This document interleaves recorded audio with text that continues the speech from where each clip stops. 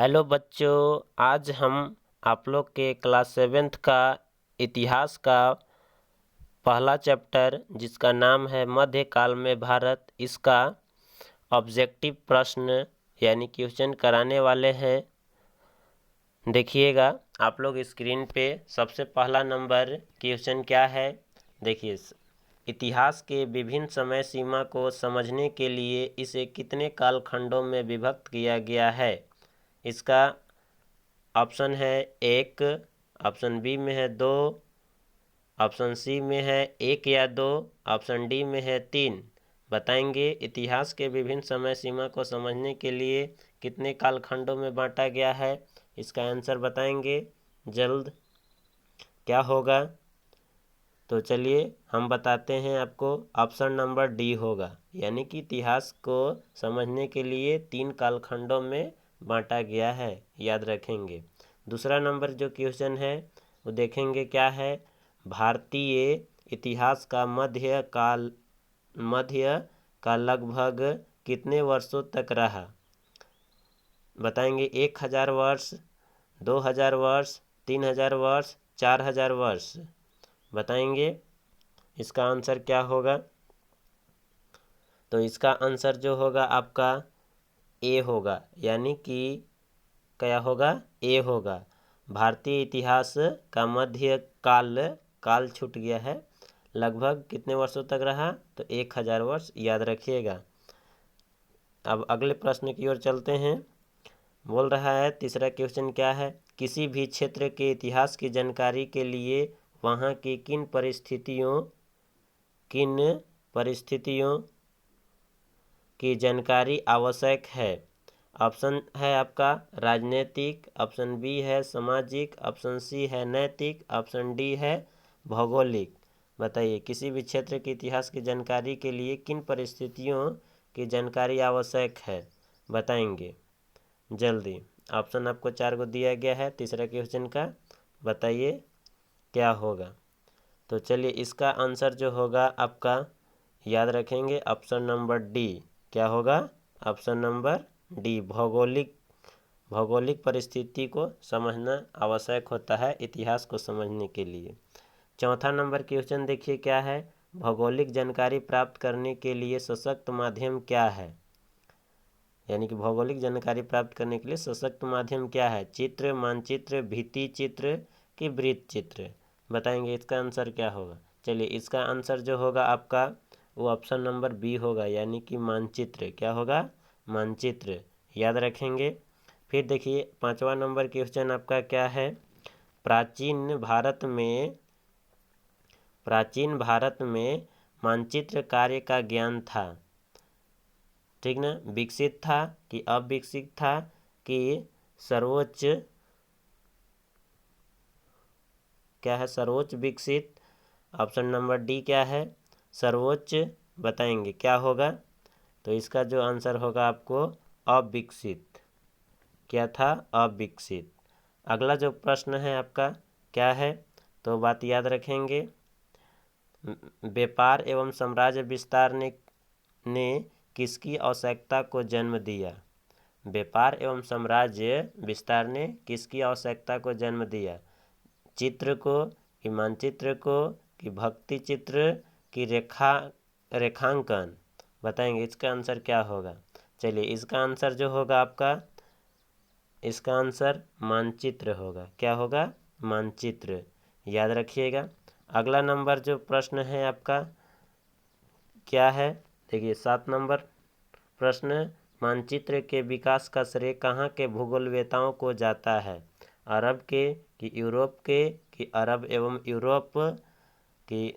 Option D में है भारतीय। किसको जाता है बताइएगा। मानचित्र के विकास का श्रेय कहाँ के भूगोलवेता को जाता है। तो इसका आंसर याद रखिएगा, अरब और यूरोप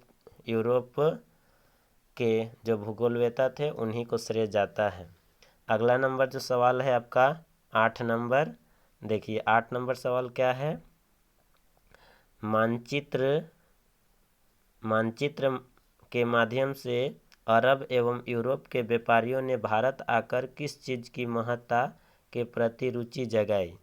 फिर से एक बार सवाल पढ़ देते हैं। मानचित्र के माध्यम से अरब एवं यूरोप के व्यापारियों ने भारत आकर किस चीज़ की महत्ता के प्रति रुचि जगाई? बताइएगा। ऑप्शन देखिए, सैर सपाटे की, समुद्री यात्रा की, रत्न भंडारण की कि मानचित्र की? बताइएगा इसका आंसर क्या होगा। सैर सपाटे की कि समुद्री यात्रा की कि रत्न भंडारण की कि मानचित्र की? बताएंगे 8 का आंसर क्या होगा। चलिए 8 का आंसर जो होगा आपका क्या होगा, मानचित्र की। किसका होगा, मानचित्र की। अगला नंबर जो है 9 नंबर सवाल, वह कौन अरबी भूगोलवेत्ता जिसने भारत को विश्व मानचित्र में दर्शाया? मतलब अरब के कौन सा ऐसा भूगोलवेत्ता था जिसने भारत को विश्व मानचित्र में दिखाया है? कौन है, अलवर है कि यूनानी है कि अलादीन है कि अल इदरीसी है?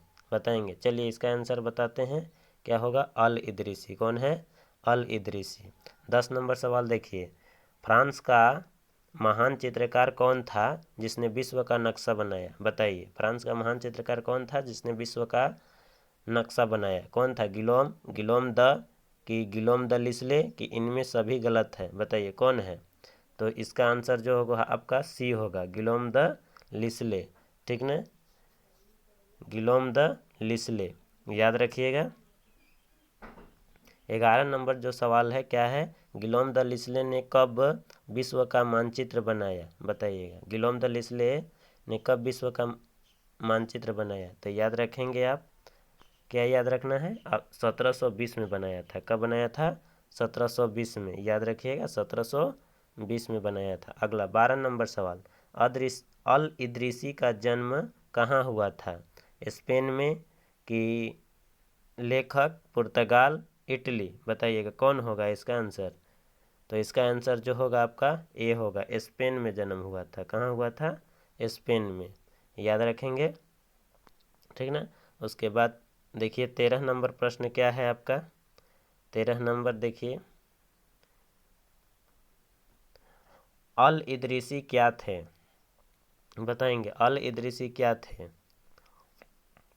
भूगोलवेत्ता, लेखक, महान भूगोलवेत्ता एवं लेखक कि सभी गलत है? बताएंगे क्या होगा। तो चलिए इसका आंसर जो होगा, महान भूगोलवेत्ता और लेखक दोनों थे।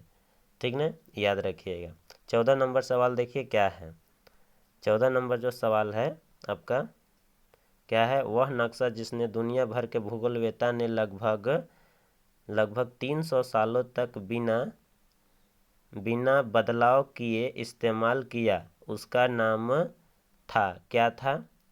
फिर से एक बार पढ़ देते हैं, वह नक्शा जिसने दुनिया भर के भूगोलवेत्ता ने लगभग 300 सालों तक बिना बदलाव किए इस्तेमाल किया, उसका नाम क्या था? अल-बरूनी, अलादीन, अबू बकर कि अल इदरीसी? किसका नक्शा था बताइए, जो कि 300 साल तक चला था? तो अल इदरीसी का था। किसका था, अल इदरीसी का, याद रखिएगा। किसका था, अल इदरीसी। फिर उसके बाद देखिए 15 नंबर सवाल, क्रिस्टोफर कोलंबस और वास्को डी गामा किस के नक्शे से प्रभावित थे? बताइए, क्रिस्टोफर कोलंबस और वास्को डी गामा किसके नक्शे से प्रभावित थे? अल इदरीसी के, खुसरो के, मैगलन की हर्ज के नक्शे से? चलिए बताइए इसका आंसर। चलिए इसका आंसर जो होगा आपका अल इदरीसी के नक्शा से प्रभावित थे इन दोनों। 16 नंबर सवाल का है, प्राचीन में कलिंग नामक स्थान वर्तमान के किस जगह का अंग था? बताइए किसका अंग था? तो याद रखेंगे उड़ीसा। किसका अंग था, उड़ीसा। किसका था, उड़ीसा। अगला नंबर जो सवाल है 17 नंबर, मध्य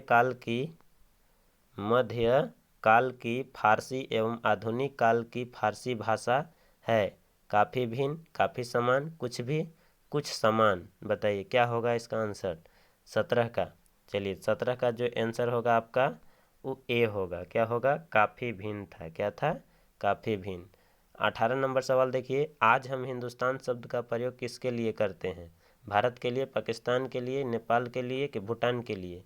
किसके लिए करते हैं तो बताएंगे। चलिए इसका आंसर जो होगा आपका भारत होगा। भारत के लिए करते हैं हिंदुस्तान शब्द का प्रयोग।